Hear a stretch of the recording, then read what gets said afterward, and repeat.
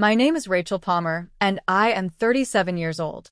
Just a week ago, I was present at a formal gala event. There, I was to be recognized for my contributions to the fields of research and education. It was an evening I had looked forward to for many weeks. It represented a celebration of all I had accomplished throughout my career. However, as luck would have it, the instant I walked into the restroom to get a moment of quiet, I found myself standing directly in front of a person I had not seen in almost 15 years. My mother. She was standing by the sink, putting on more lipstick, appearing exactly like the rich socialite she had always been. For a second, I considered the possibility that she might not know who I was. But then her gaze lifted up to the mirror and found my reflection there. Her hand stopped moving, and I noticed her jaw clench. "Rachel," she stated, her voice as chilly and remote as if we had merely run into one another at a country club, rather than in a bathroom after a decade and a half without a word. "I didn't expect to see you here." I gathered my composure, holding tightly onto the edge of my small purse. "I could say the same thing," I answered, making sure my voice remained level. "What are you doing here?" She rotated to look at me, her stance as stiff as it had always been. "Your father and I received an invitation, naturally. We have consistently supported groups that promote education. And you?"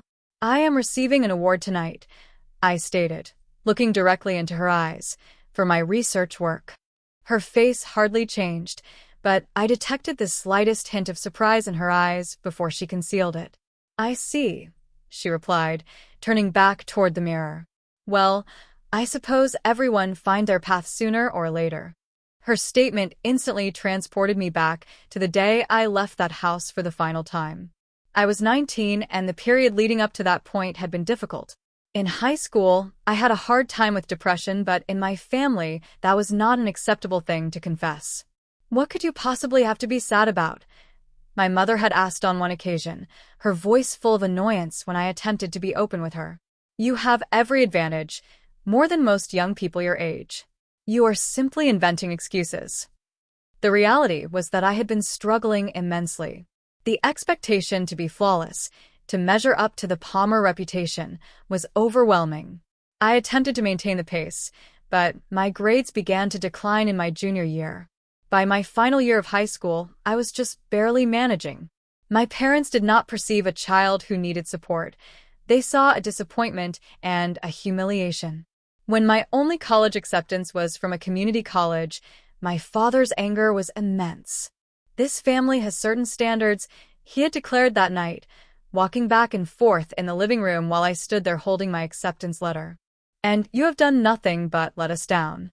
If you want to throw your life away, that's fine, but you will do it without our support." I had been ordered to leave the house. I recall the heaviness of that duffel bag as I departed that night. It contained more than just clothing. It held the truth of being entirely alone. My parents did not even come to the door to watch me go. My mother remained sitting on the sofa, looking at her phone as if I were not there. My father had gone into his study after giving his final command. I felt unseen, thrown away, as though I had never truly been a part of their lives to start with. For the initial several weeks, I lived with a friend, using her pull-out couch as I attempted to plan what to do next. Community college was not impressive, but it seemed like the only aspect of my life I could manage. I had a part-time job at a diner to pay for my classes and rent. When I finally saved sufficient money to rent a very small studio apartment, it was a difficult routine. Juggling school, work, and the powerful feeling of failure that followed me everywhere was challenging. Yet, something about being independent, free from their endless criticism, gave me a small sense of optimism for the first time. I could finally breathe, even if it felt like there was not enough air. "You did it, kid," she expressed, giving me a strong embrace. "I am so proud of you." It was a minor consolation, but it was meaningful. It was not the icy silence I had received from my parents. Aunt Lydia was the one who helped me remember that family did not require flawlessness, that affection could arrive from surprising sources. She was not concerned that I had not taken the direct route they intended for me. She cared that I had succeeded independently, regardless of the challenges. A few months following my graduation, I was finishing a research project at the university when one of my professors, Dr. Collins, asked to speak with me. He was a traditional chemist, the type who viewed the periodic table as a masterpiece. He had observed my dedication and determination, in spite of everything I had experienced. "Rachel," he said, his voice quiet and considerate, "I've been communicating with some contacts at Oxford University. They have a research position available in environmental chemistry, and I believe you would be ideally suited for it." At first, I believed it was a prank. Oxford, one of the most famous universities in the world, wanted me. But Dr. Collins was certain. He informed me that this was not merely a job, it was an opportunity to make genuine advancements in the field, and that I had earned the chance. "Do not allow fear to prevent you, Rachel," he stated. "You have demonstrated your ability. Now it is time to take that subsequent step." I submitted my application hesitantly initially, not completely convinced it could occur. The application procedure was demanding, and I was uncertain I would be selected. But then, several weeks later, I got an email. "We are happy to tell you that you have been given a research grant for your proposed work in environmental chemistry at Oxford University." I relocated to England without informing anyone, not my parents, not any of my previous friends. The only person who was aware was Aunt Lydia. I called her a few days before I departed, and she was the one who urged me to go. "You have worked excessively hard to allow anything to restrict you," she stated. "Do this for yourself, Rachel." She comprehended why I needed to vanish, why I needed to flee the remnants of my history and create a new future without anyone's expectations looming over me. I requested Lydia not to inform anyone else of my destination. I did not want them to attempt to locate me. I did not want the burden of their criticism holding me back. So I left, getting on a flight to Oxford with only a backpack and the slim hope that this could be my opportunity to finally become the individual I had always aspired to be. I moved into a little apartment in Oxford and devoted myself completely to my work. The first few weeks were challenging, the language, the customs, the loneliness. But the more I engaged in my research, the more I started to feel comfortable. I was involved in projects that were significant, work that could genuinely influence the world. The chemistry I was studying was no longer just about passing tests or proving myself to my parents. It was about altering what was to come. As time went by, I finished my master's degree. Then, motivated by the progress of my research, I applied for a PhD. The process was exhausting, but I was resolved. I had discovered my purpose at Oxford, and there was no option of quitting. After several years of little sleep and continuous laboratory work, I obtained my PhD, becoming an established researcher in environmental chemistry. After completing my PhD, the following move appeared almost too incredible to accept. I was given a job as a professor at the University of Cambridge. It felt like an aspiration I never allowed myself to have, not because I felt I did not merit it, but because I never thought the opportunity would be given to me. I had worked with such determination to reach this stage, and yet the acknowledgement still seemed like it was intended for another person. At Cambridge, I could teach and guide the upcoming generation of students, something I had not anticipated would be so satisfying. The liberty to influence minds, to share the understanding and enthusiasm I had gained, was more than anything I could have envisioned back when I was striving through community college. I had transitioned from the girl who did not fit into someone who could stand before a class and be respected. However, there was still a part of me that was perpetually cautious, considering if anyone from my past knew where I was, if anyone was interested enough to investigate. I had received no communication from my parents since I departed, no phone calls, no messages, no efforts to contact me. I considered whether they ever reflected on me. As my mother turned back to the mirror to fix her lipstick, I experienced a familiar heaviness in my chest. Her comment, "Everyone finds their way eventually," repeated in my mind, and I could not avoid questioning if she truly meant it. I reflected on all those years I spent attempting to satisfy their demands, all the methods they used to inform me I was insufficient. The rejection from community college, the years of silence, and the manner they behaved as though I were invisible once I left their home. It seemed like ages ago. But standing there in that restroom, the resentment still hurt. I had worked so intensely to reach this position, abandoning everything, moving to England, finishing my master's and PhD, becoming a professor at Cambridge. And yet, there she was, behaving as if my entire journey had been a minor footnote. I had changed from the failure they discarded to someone who could now speak at global conferences, lead research, and mentor students. And for what? To stand there and receive from her nothing more than a frigid, detached recognition. As she exited the restroom, I observed her slip out the door, returning to the individuals she was at ease with. I considered the woman I had become, the woman who had removed every sign of them from my life. I no longer required their endorsement. I had constructed a life based on my own conditions, and even if they would never comprehend, that was sufficient. The gala ceremony started not long after my mother vanished into the audience. I inhaled deeply, attempting to recover from the impact of that meeting. The sound of glasses touching, the murmur of civil discussion, it all seemed far away now. It was time to accept my position, to enter the part one had struggled so hard to earn. The stage was prepared, the lights bright on the crowd of formally dressed attendees, and the instant I had been waiting for months had finally arrived. I moved to the front as they announced my name, the words resonating through the hall. Rachel Palmer, honored for her innovative work in education and sustainable chemistry. The clapping was loud, but it felt oddly empty, as if I were hearing the events of another person's life. I stepped onto the stage, trying to project a peaceful demeanor, but internally, all I could consider was that I was standing before a group of people who were unaware of the journey I had taken to get there. They had no concept what it had required of me to come this far. The spotlight illuminated me, and I could sense my heart beating quickly. This was not merely a recognition of my work in chemistry. This was my method of demonstrating to the world that I was more than the person my parents had tried to convince me I was. This was the moment where I stood independently, with nothing to demonstrate to anyone except myself. As I stood there, still attempting to comprehend the significance of the moment, the host's voice called out, capturing everyone's focus. And now, ladies and gentlemen, we have a special announcement.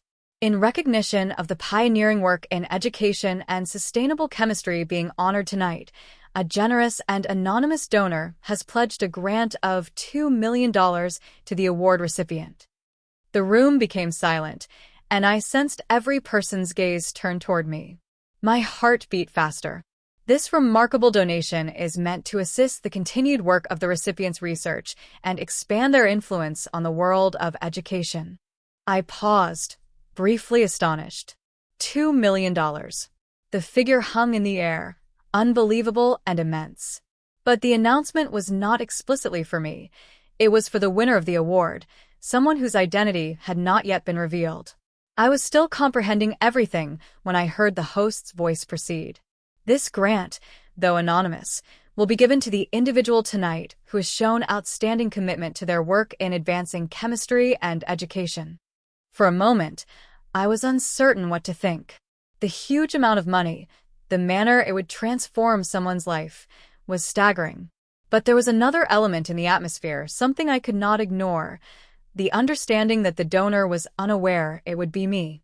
They did not know I was the one being celebrated tonight. As the announcement resonated through the room, my eyes scanned the audience, trying to see the people around me. But then I noticed something, a slight movement in the crowd near the back, close to the exit.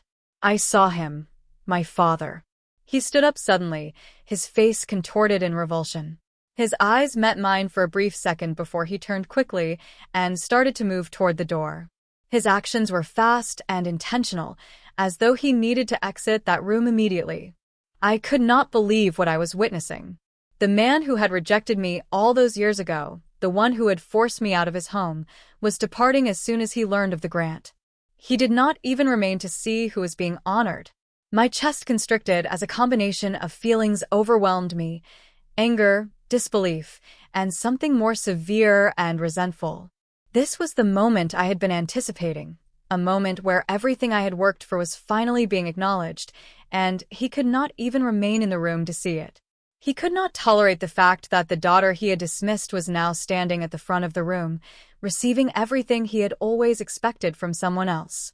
As my father moved toward the exit, I could not dismiss the sensation that something was incorrect. The odd weight of his abrupt departure hung over me, but before I could understand it, the announcer's voice cut through the room once more. "Ladies and gentlemen," the host continued, "we are remarkably lucky to not only have a generous donor for tonight's award, but also a longtime supporter of education and sustainable chemistry. The $2 million grant, which will be given to the recipient of this honor, has been made possible through the contributions of Mosaic Fertilizers, a company led by one of the most prominent figures in the fertilizer industry." Mosaic Fertilizers. My father's company. I stood motionless. The donor, the one whose generosity had enabled this award, was my father's company. My chest tightened as the reality struck me. The man who had spent years treating me as an embarrassment, the one who had walked out of the room when he learned of my success, was the one financing this recognition. The irony was deeply painful. The same man who rejected my path, who disowned me for pursuing a life that did not conform to his perfect image, had unintentionally supported the very award that would be the highest achievement of my career. It was nearly too much to process, too much to endure in that moment. I stood there, shocked, as the announcer's words continued to echo. The applause around me seemed distant, as if I were hearing it from underwater. The weight of the grant, of everything that had just been revealed, pressed heavily on me.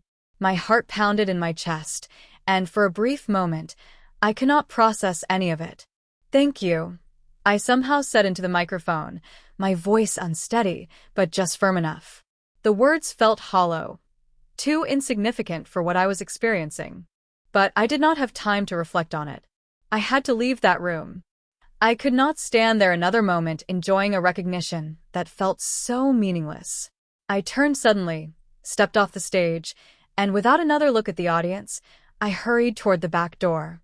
My steps accelerated as I moved through the hallway, my heart racing, with only one thought in my mind: my father.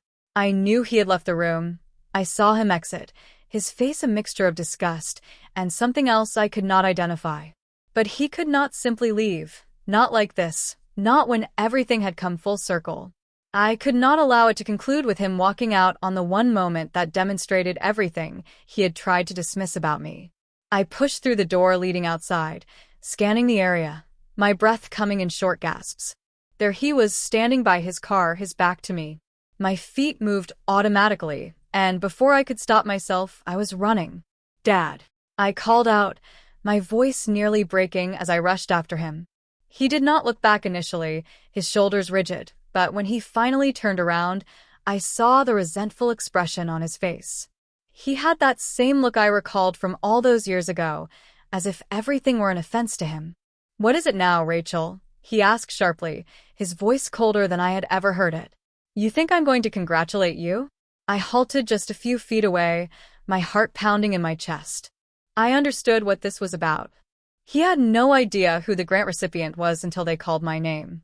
Until that moment, he believed he was just funding a worthy cause, sending money to the foundation, believing it was going to some deserving academic or researcher he could proudly point to. He did not know it would be me standing on that stage. He sneered, his lips twisting into a bitter smile. "I don't know whether to be disgusted or impressed. But here you are, taking my money. I'm sure that's exactly what you wanted, right?" I could see the bitterness in his eyes. The grant, $2 million, had originated from Mosaic Fertilizers, his company. But once the money was donated to the foundation, it was completely beyond his authority. They had selected who would get it, and they selected me. The irony struck me like a wave. "I didn't ask for this," I stated, keeping my voice steady despite the flood of emotions. "I never asked for your money or your approval.